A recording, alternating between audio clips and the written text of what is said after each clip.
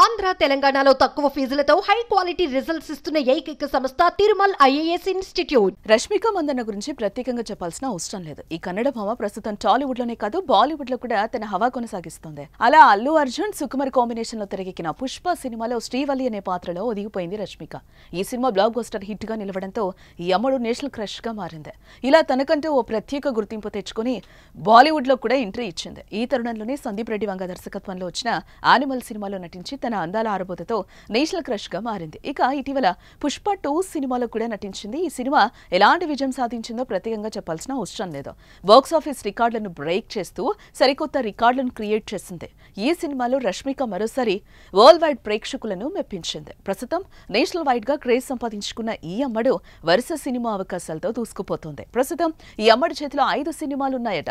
అందులో Bollywood star hero Salman Khan Sikandar కాగా తమిళ star hero Dhanush హీరోగా నటిస్తున్న కుబేరా సినిమాలో కూడా రష్మిక మందన హీరోయిన్ గా నటిస్తోందట.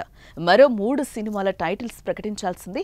ఇలా వరుస సినిమాలతో బిజీగా గడుపుతోంది. అయితే ఇటీవల రష్మిక మందన తన జిమ్ లో వ్యాయామం చేస్తుండగా గాయపడిన విషయం తెలిసిందే.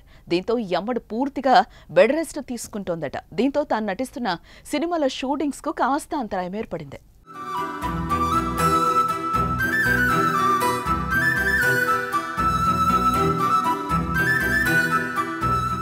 ప్రధానంగా సల్మాన్ ఖాన్ సికిందర్ సినిమా షూటింగ్ కు కాస్త బ్రేక్ పడినట్లుగా తెలుస్తోంది.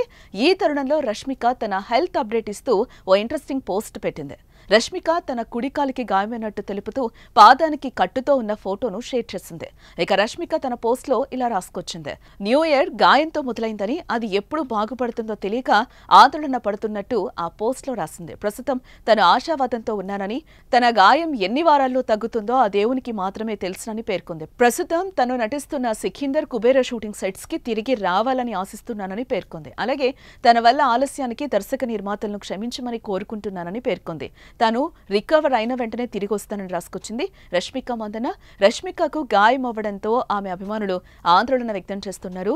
నేషనల్ బ్యూటీ రష్మిక మందన త్వరగా కోలుకోవాలని, సాధ్యమైనంత త్వరలో షూటింగ్ లో పాల్గొనాలని ఆమె ఫ్యాన్స్ కోరుకుంటున్నారు.